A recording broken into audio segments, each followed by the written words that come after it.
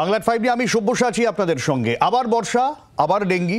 ইতিমধ্যেই চূড়ান্ত সতর্কতার নির্দেশ দিয়ে দিয়েছে সরকার। গত বুধবারই সব জেলা শাসকদের সঙ্গে বৈঠকে বসেন রাজ্যের মুখ্য সচিব। প্রতি বছরের মতো পুরসভার পঞ্চায়েতগুলোকে প্রয়োজনীয় পদক্ষেপের নির্দেশ দেওয়া হয়েছে বলে খবর, কিন্তু রাজ্যে ইতিমধ্যেই ডেঙ্গি আক্রান্তের সংখ্যা হাজার ছাড়িয়ে গিয়েছে। প্রতি বছর ডেঙ্গি সংখ্যার বাড়া কমার হিসেব তো পরে হবে, কিন্তু যেভাবে প্রশাসনের তরফে ডেঙ্গি মোকাবিলা করা হয় সেটা কি একদম ঠিকঠাক? ডেঙ্গির বিলুপ্তি সম্পূর্ণ, এটা কি একেবারেই অসম্ভব? প্রতিবার সচেতনতা নিয়ে নানান কর্মসূচি, সাধারণ মানুষ জেনেও না জেনে থাকেন। আর কবে? ডেঙ্গির জন্য কি তবে দুপক্ষই দায়ী? সমাধান কি? এই নিয়ে কথা বলবো। আমার সঙ্গে রয়েছেন কলকাতা পুরসভার মুখ্য স্বাস্থ্য উপদেষ্টা ডক্টর তপন মুখার্জি, আমার সঙ্গে রয়েছেন জনস্বাস্থ্য বিশেষজ্ঞ ডাক্তার কাজল কৃষ্ণ বণিক, রয়েছেন বিজেপির নারায়ণ চক্রবর্তী এবং তিনি পদ্মশ্রীপ্রাপ্ত বিজ্ঞানীও, তৃণমূলের পার্থপ্রতিম রায় রয়েছেন আমাদের সঙ্গে। আমরা আলোচনায় ফিরবো, তবে একটু সাধারণ মানুষ যারা, তারা কি বলছেন আপনাদের শোনাবো। ডেঙ্গু একটা মশাবাহিত রোগ এবং এটা প্রত্যেক বছরই জল যাওয়ার সময় ছড়ায়। প্রত্যেক বছরই এই বর্ষাকাল আর গরমের শেষের দিকটাতে এই ডেঙ্গুর প্রকোপটা কন্টিনিউ বাড়ছে। আমাদের ইংরেজবাজার পৌরসভার পক্ষ থেকে আমরা সব জায়গায় নাগরিক সচেতনতা চালাচ্ছি। বর্ষার দিন চিন্তা তো বাড়াচ্ছে, ছোট ছেলে মেয়ে রাস্তাঘাটে ড্রেনে ফেনে জল জমেছে। যে ডেঙ্গু মোকাবেলা করতেছে না তা না, যথেষ্টই করতেছে, কিন্তু আরো করতে হবে। আগে যেন একটা ডিডিটি স্প্রে করতে, এখন তো দেখি না। আমাদের 1 নম্বর ওয়ার্ডেতে কোনো ড্রেন কোনো পরিষ্কার করে না। আমাদের এলাকা যেটা রেকর্ড করা, আমাদের যে কাউন্সিলর আছে তারা আমাদের ড্রেনটা পরিষ্কার করে রাখে। নালীগুলো একটু সাফ করলে আরো ভালো হয়। বর্ষা হলেই না জল জমে যায়। বর্ষা চলছে, জমা জল যাতে না থাকে সেগুলো জনসাধারণের মধ্যেও তাদের একটা সচেতনতা বৃদ্ধি করার একটা প্রচার চালাতে হবে।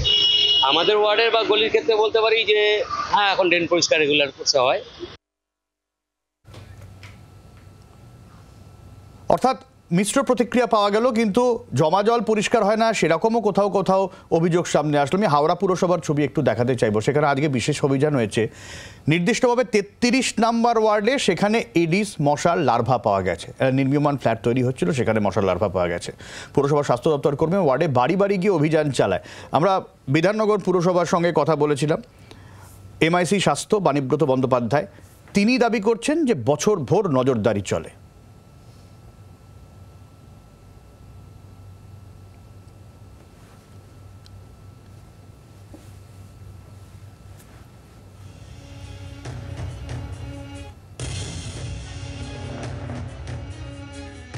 বিধাননগরের ক্ষেত্রে আজ পর্যন্ত জানুয়ারি থেকে এই জুন পর্যন্ত 9টা কেস হয়েছে বিধাননগর মিউনিসিপ্যাল কর্পোরেশনের আন্ডারে।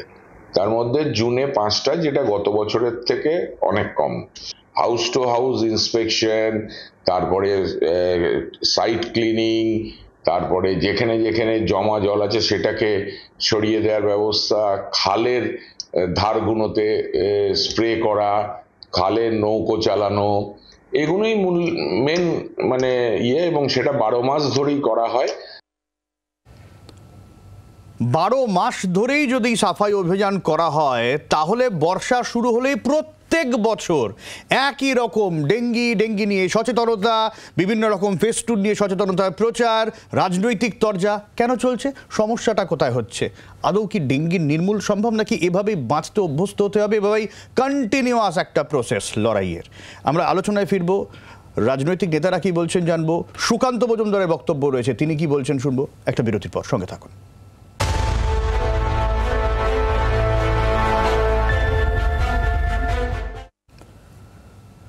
পার্থপ্রতিম রায়, নারায়ণ চক্রবর্তী, কাজল কৃষ্ণ বণিক এবং তপন মুখার্জি রয়েছেন আমাদের সঙ্গে। ডেঙ্গি নিয়ে আমরা কথা বলছি। আমি শুরুতে তপনবাবুর কাছে যেতে চাইবো। তপনবাবু, আমি যদি কলকাতার একটা স্ট্যাটিস্টিক্স দেখি, তাহলে 2019 সালে যদি 6000 ডেঙ্গি আক্রান্ত, 2020 সাল এবং 21 সালে একটু কম পাচ্ছি, 2022 সালে 8000 সামথিং, 2023 সালে গত বছর 5000 কলকাতায় ডেঙ্গি আক্রান্ত। যদি সারা বছরই এই পুরসভা যদি কাজ করে থাকে, এই ডেঙ্গি আক্রান্তের সংখ্যাটা এই হাজার হাজার প্রত্যেক বছর, কারণটা কি বলে আপনার মনে হয়?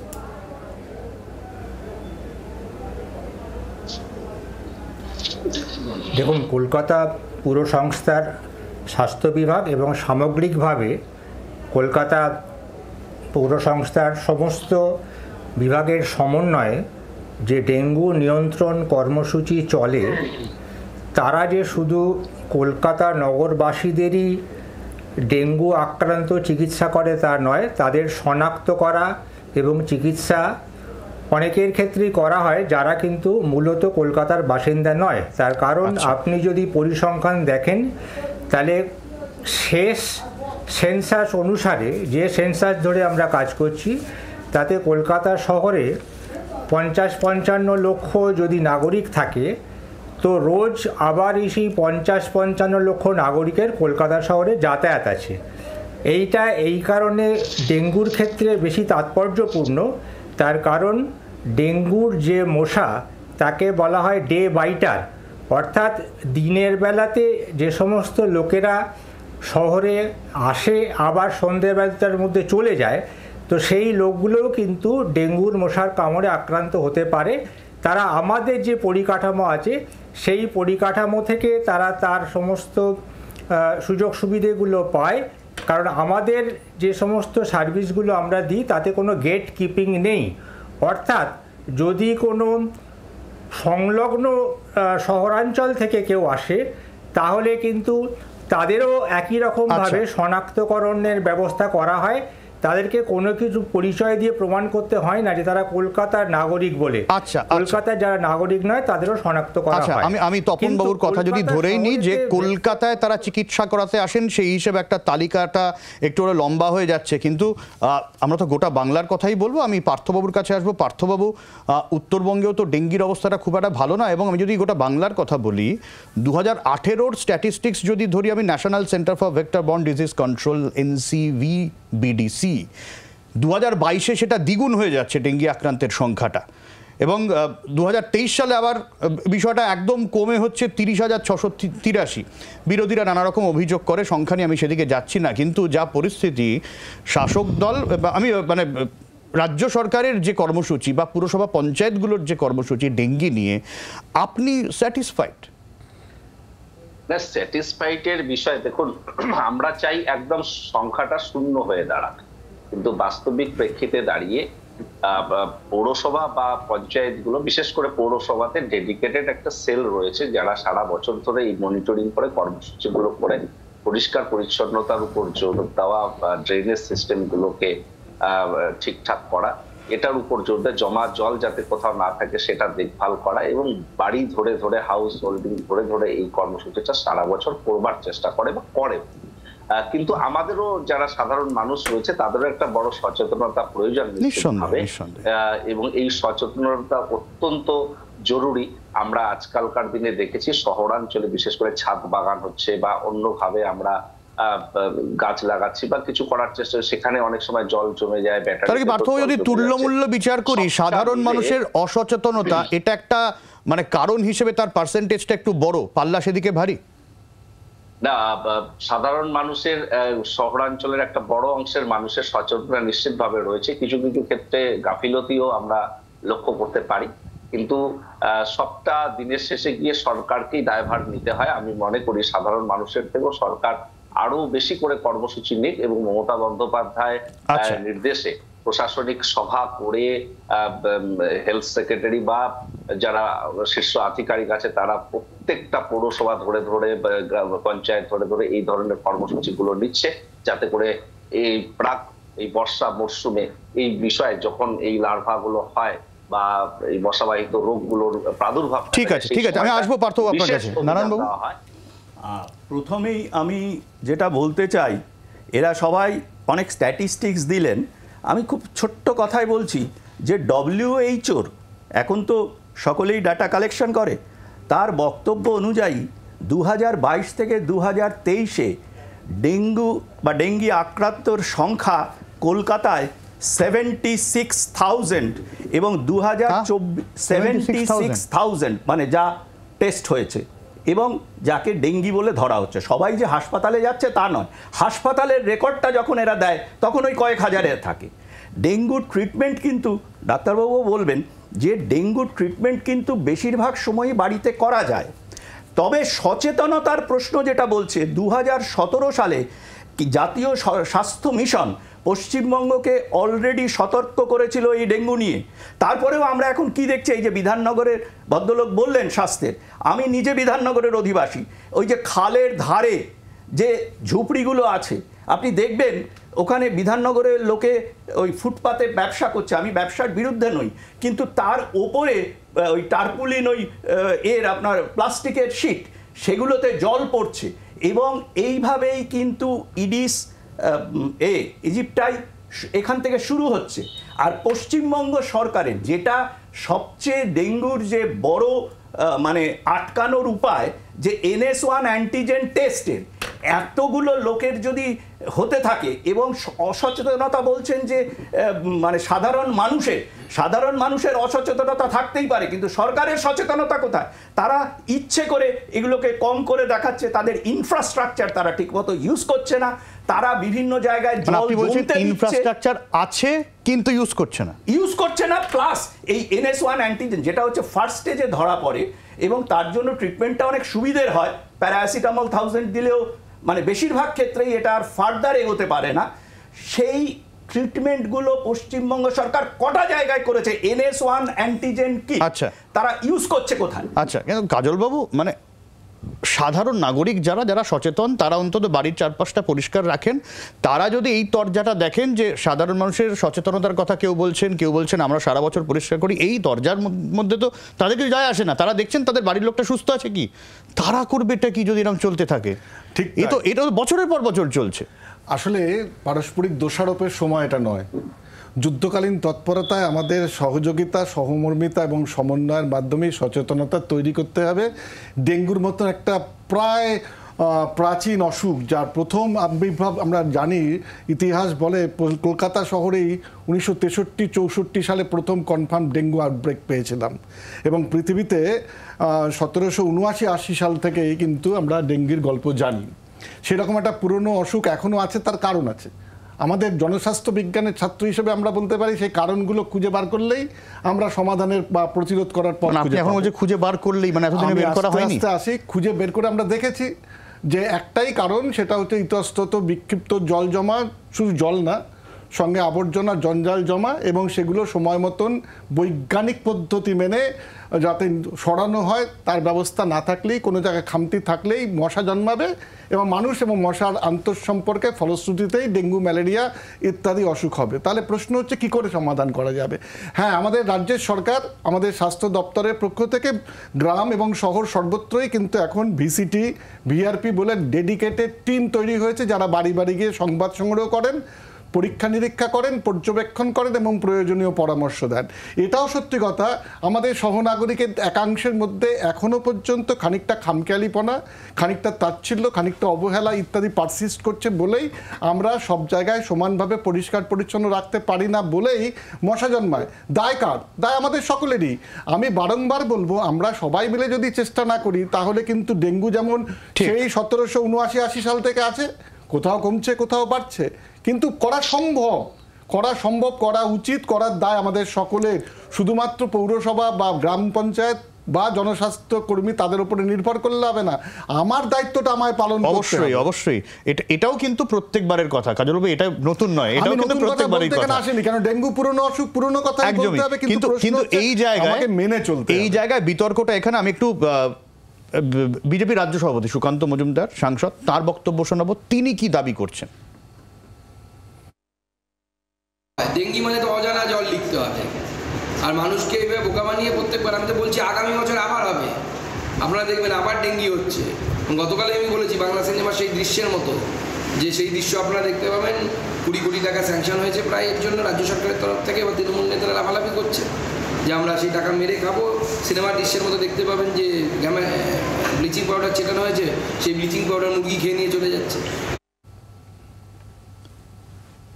তপনবাবু, ব্লিচিং পাউডার মুরগি খেয়ে নেওয়ার অভিযোগ তো দীর্ঘদিনের পুরনো, আর কাজলবাবু যেরকম বললেন আবর্জনার কথা, এই আবর্জনা নিয়েও কলকাতা পুরসভা গ্রিন ট্রাইব্যুনালের কাছে একটা ধাক্কা খেয়েছে যে পরিষ্কার সাফাই হয় না। কিন্তু তারপরে যদি এই কাজ হতে থাকে, সে কলকাতা থেকে যারা বাইরে কলকাতায় আসুক চিকিৎসার জন্য, যাই হোক না কেন, বিষয়টা এখনও এক্সিস্ট করছে, প্রত্যেক বছর সংখ্যা বাড়ছে কমছে, যাই হোক, এটা সাধারণ নাগরিক হিসেবে তো উদ্বেগের বটেই।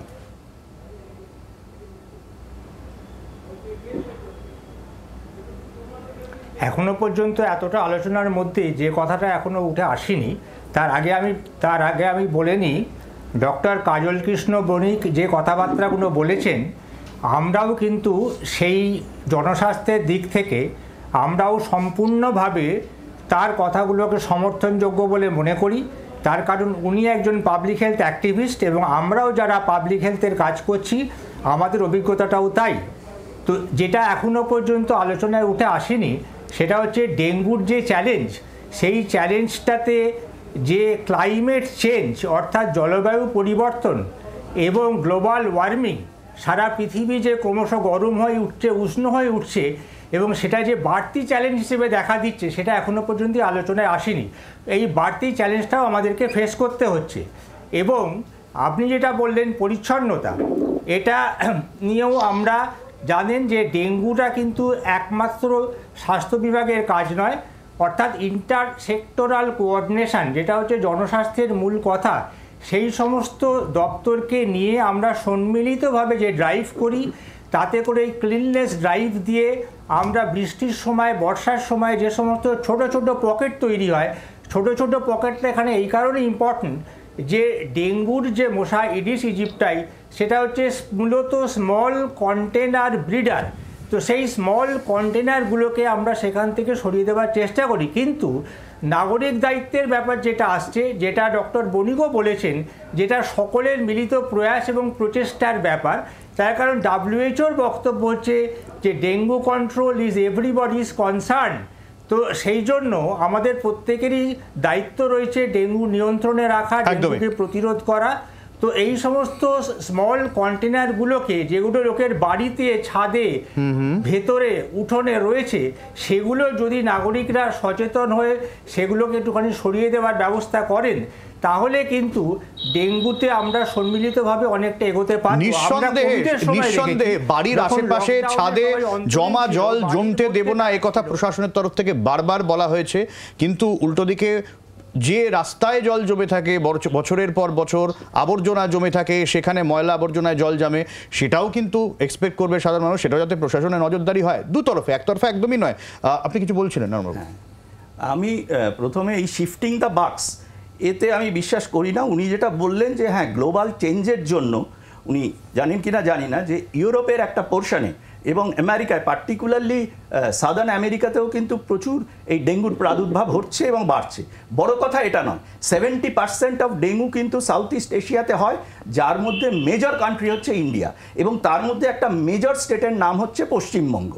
আমার বক্তব্য হচ্ছে ইনসেক্ট রিপেলেন্ট, আমি যেহেতু একজন টেকনিক্যাল মানুষও বটে, ইনসেক্ট রিপেলেন্ট লাইক ডিট, DEET, ডিট বা পিকারিসিন, এগুলো মেয়ো ক্লিনিকেও আপনারা যাবেন, সেখানেও কিন্তু এটা অ্যাকসেপ্টেড FDA যে এটা কিন্তু ইজিপ্ট এতে আপনার এই আইডিস গ্রুপের, আইডিস ফ্যামিলির মশাগুলোকে মারতে পারে। আমাদের কোন সরকারের কোন কর্পোরেশন এগুলো ইউজ করে? গ্যামাক্সিন দিয়ে, ওই DDT দিয়ে ইডিস গ্রুপের এই মশাগুলো কিন্তু সব শেষ হবে না। মশার বংশ নিধনেও গাফিলতি আছে। সিঙ্গাপুর যদি পারে, আমরা কেন পারবো না? আচ্ছা, আমি এটা পার্থবাবুর কাছে যাবো। পার্থবাবু, আমি আসলে দেখুন নিশ্চিতভাবে সরকারের পক্ষ থেকে যাবতীয় ব্যবস্থাপনা গ্রহণ করা হয়, আধুনিকতম যা যা টেকনিক্যাল বিষয়গুলো রয়েছে সেগুলোকেও ইউজেস করা হচ্ছে এই বিষয়টাকে দমন করবার জন্য। কিন্তু আমরা জানি যে আমরা যে রিজিয়নে বাস করি, সেই রিজিয়ন স্যাঁতস্যাঁতে বা এই প্রাক মরশুমে, আমি যে এলাকায় থাকি উত্তরবঙ্গে, চা বাগিচা বা বিভিন্ন জায়গাগুলোতে যেখানে এই ছোট ছোট জল জমে যাওয়ার সম্ভাবনা বেশি থাকে, এবং সেখানে ব্যবস্থাপনা সরকারের পক্ষ থেকে গ্রহণ করা হয়, প্রিভেনশন নেওয়া হয় যাতে এই লার্ভা বা এই মশা বংশ বিস্তার করতে না পারে সেটা, এবং ডিটেক্ট করা, বাড়ি বাড়ি গিয়ে ডেডিকেটেড ফিল্ড ওয়ার্কারদেরকে নিয়োগ করেছে গভর্নমেন্ট, এবং আধুনিকতম পদ্ধতিতেই সেটা করবার প্রচেষ্টা জারি রয়েছে পশ্চিমবঙ্গ সরকারের। একটা বিরতির সময় হয়ে গেছে, খুব সংক্ষেপে আমরা যে কথা বারবার বলতে চাই, আমাদের রাজ্যে আমরা কিন্তু জনস্বাস্থ্যের যাবতীয় যা ভেক্টর কন্ট্রোলের ব্যবস্থাপনা সবগুলোই ব্যবহার করছি। আমরা বিটিআই ব্যবহার করি, আমরা টেকনিক্যাল ম্যালাথিয়ন ব্যবহার করি, আমরা নানা রকমের মাছ চাষ করি, চাষ প্রমোট করে এই মশা এবং তার ডিমকে যাতে না বাড়তে দেওয়া হয় সে কাজটাও করছি। অর্থাৎ সামগ্রিকভাবে প্রিভেনশন অফ মসকিটো ব্রিডিং থেকে শুরু করে earliest possible diagnosis NS1 antigen test আমাদের সর্বত্র পাওয়া যায় এবং ডেঙ্গুর চিকিৎসা যাতে সর্বতোভাবে সাফল্যের সাথে আমাদের চিকিৎসক স্বাস্থ্যকর্মীরা করতে পারেন তার জন্য প্রতিনিয়ত তাদের ক্যাপাসিটি বিল্ডিংয়ের কাজ আমরা করছি। অর্থাৎ সার্বিকভাবে ডেঙ্গু রোগ প্রতিরোধ, তার চিকিৎসা, তার থেকে মৃত্যুর রোধ করবার জন্য যা যা করণীয় বৈজ্ঞানিকভাবে আমরা সবগুলোই করার চেষ্টা করছি। আচ্ছা, এই জায়গা থেকে আমরা প্রশ্ন রেখেছিলাম যে প্রশাসন কি কোনোভাবে কাজে কোথাও খামতি থেকে যাচ্ছে, নড়বড়ে থেকে যাচ্ছে? আপনাদের কাছে প্রশ্ন রেখেছি, আপনাদের কি উত্তর সেই উত্তর দেখাবো এবং তারপরে বিরতির পর ফিরে এসে আমরা কোনো বিতর্কে যাব না। সবাই এখানে যারা রয়েছেন সমস্যার সমাধানটা কি, যাতে পরের বছর তারপরের বছর আস্তে আস্তে বিষয়টা কমতে পারে সেটা খুঁজবো। বিরতির পর ফিরে আসছি, সঙ্গে থাকুন।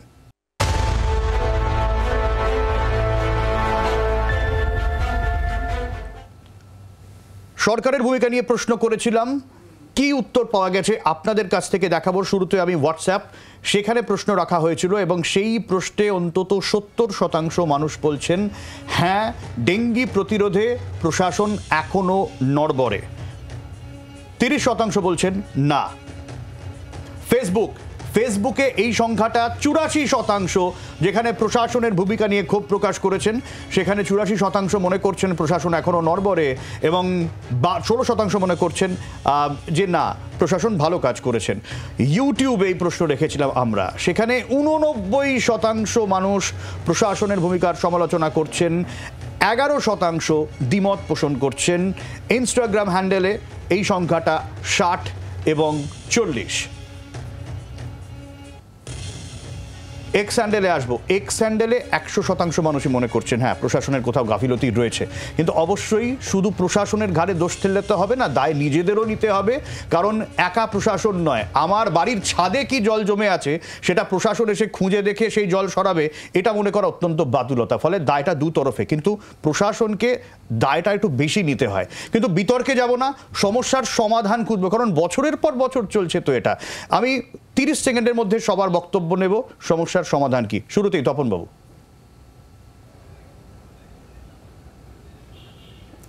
ধারাবাহিক সচেতনতার যে কর্মসূচি সে তো আমাদের চলবে এবং চালিয়ে যেতে হবে, কিন্তু জনস্বাস্থ্যের মূল কথা শুধু সচেতনতা মানে নলেজ বৃদ্ধি করা নয়, নলেজের পাশাপাশি অ্যাটিটিউড বা দৃষ্টিভঙ্গির পরিবর্তন প্রয়োজন এবং সেটাকে অনুশীলন করা বা প্র্যাকটিস করাটাও হচ্ছে ভীষণ জরুরি। অর্থাৎ total changes in KAP, knowledge, attitude and practice প্রয়োজন। অনেক ধন্যবাদ। পার্থবাবু।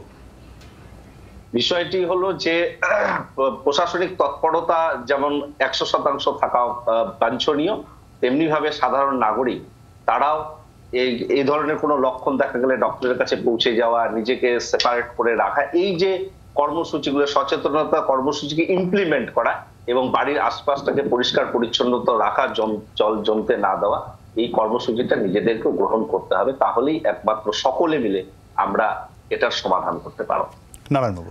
আমি কিন্তু প্রশাসনের দায়িত্বটা এখানে এড়িয়ে না গিয়ে বলতে হবে যে নিয়ম যা আছে সেই অনুযায়ী আমাদের বাড়িতে যদি কেউ ছাদ বাগানেও জল জমায় তাহলে সেটা শাস্তিযোগ্য অপরাধ। সুতরাং প্রশাসনেরই এটা দায়িত্ব যে কেউ এটা করছে কিনা। একই সঙ্গে প্রথম আমি যে প্রশ্নটা তুলেছিলাম যে রাস্তায় বসছে, ঝুপড়িতে ওপরে টারপুলিন দেওয়া এবং সেখানে বৃষ্টির জলে কিন্তু ওই যে পকেট ওয়াটার এবং সেখানে ইডিস ইজিপ্টাই জন্ম হয় এবং সেখান থেকে কামড়ায়। আরেকটা জিনিস হচ্ছে বিধাননগরে বিশেষ করে সুয়ার লাইন এবং আপনার কি বলে এই যে বৃষ্টির জলের লাইন দুটো আলাদা। এই বৃষ্টির জলের লাইনটা কিন্তু যেহেতু ওখানে সবসময় ফিল্ড আপ থাকে না, সেহেতু ওইখানে কিন্তু ইডিস ইজিপ্টাই মশার চাষ হয়। আচ্ছা, এবং সরকারকেই এটা দায়িত্ব নিতে হবে এগুলোকে ধ্বংস করা। খুব সংক্ষেপে কাজলবাবু। আমার প্রথম কথা, পথে এবার নামোর সাথী সবাই মিলে একসাথে লড়তে হবে ডেঙ্গু মোকাবিলায়। 2 নম্বর কথা হচ্ছে এখন আর দেরি নয়, ধর্গ তোরা হাতে হাতে ধর্গ। তাই এখন আর ওই বর্ষার জন্য অপেক্ষা করে লাভ নেই, জানুয়ারি থেকে ডিসেম্বর সারা বছর ধরেই পরিষ্কার পরিচ্ছন্নতার কাজ করতে হবে। 3 নম্বর হচ্ছে মোস্ট ইম্পর্টেন্ট, দ্বীপ জেলে যায়, অর্থাৎ সর্বস্তরে সমস্ত স্বাস্থ্যকর্মীদের সব পদ সব জায়গাতে পূরণ করতে হবে। আর শেষ কথা, জাগো এবং জাগাও, জানো এবং জানাও। যদি সবাই মিলে জানি, জানাতে চেষ্টা করি, বুঝি, বোঝানোর চেষ্টা করি, বুঝতে পারি, তাহলেই কিন্তু সবাই মিলে আমরা ডেঙ্গুকে মোকাবিলা করতে পারবো। নতুবা এতকাল ধরে যে চলে আসছে তাকে একদিনে হঠাৎ করে ভ্যানিশ করে দেওয়া যাবে না। ম্যাজিক জাদু এটা নয়, এটা বিজ্ঞান। একদমই। আপনাদেরকে অনেক ধন্যবাদ। আপাতত এখানেই শেষ করছি। সঙ্গে থাকুন জি 24 ঘন্টা।